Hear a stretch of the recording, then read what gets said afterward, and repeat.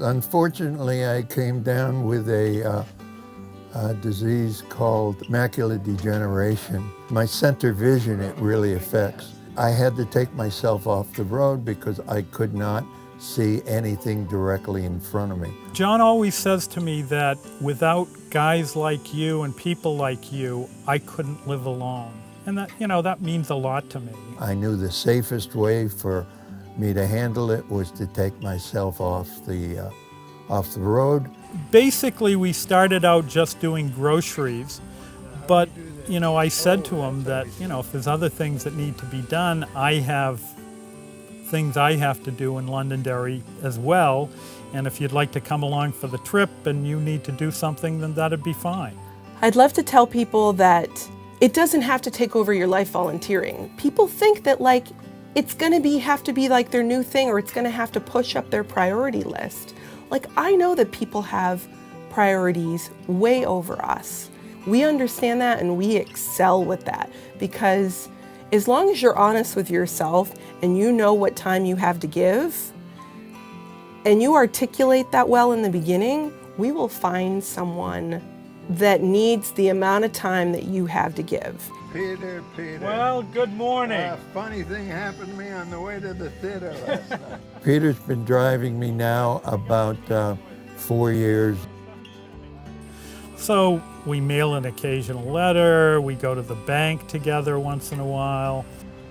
And then we started having breakfast about a year ago. Well, that was exciting. Stamina. Well, we know we don't need menus, right, John? No. It's easy. It's not that difficult. But they think they have just a little bit more time to give. I really want to hear from them. We're so desperate for drivers in some of our more rural towns. You drive just twice a month, huge. It would be huge if we got 20 new drivers from a town and they all only drove once a month. It would be huge. So I think I'd like to dispel the rumor that it needs to take over things, or it's really going to change your lifestyle. I put it into my schedule and I enjoy it. It's not really something I say I have to do. I enjoy doing it. We have a good time. And it's become a real buddy situation and what have you. I know John real well, and I think he knows me well as well. We can almost read each other's minds. I consider John a friend at this point, and I have for quite some time. One of the most important things in my life that caregivers do is they have allowed me to continue living in Chester. It's easier with your surroundings being the same. You're living in your own home, which you know very well, and they make it all possible. And that's very important to me, very important to me. And I'm so glad they have us, because public transportation companies that have a federal grant that says where they can go to and who they can help and who they can't help, and even town vans, they have a certain radius, they have a certain hours of operation. Taxi services, they can't cross a threshold, they can't enter a home. I'm also glad that we just are a door through the door service. We'll come in, if you have, we make sure that the cat doesn't get out, we make sure you don't forget your cane or your purse or your handicap placard. We'll make sure the door is locked up. When we get to, say, a medical park, we will drive you up to the valet entrance, get you inside, sit you on a bench, that we're there in the waiting room. If they have a hearing impairment, we'll hear their name being called. We can help them to fill out even the most mediocre documentation. I couldn't do it if they did not provide the transportation that you need to live in a rustic community. And that means a lot to me.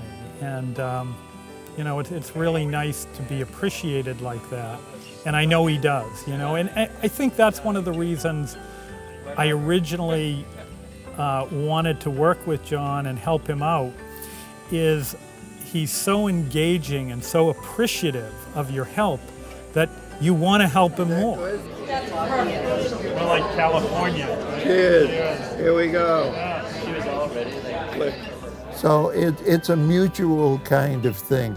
I have a responsibility to the volunteer and to caregivers themselves, and of course they have a responsibility to me to make sure that there's no last-minute cancellations, etc., on a very important appointment.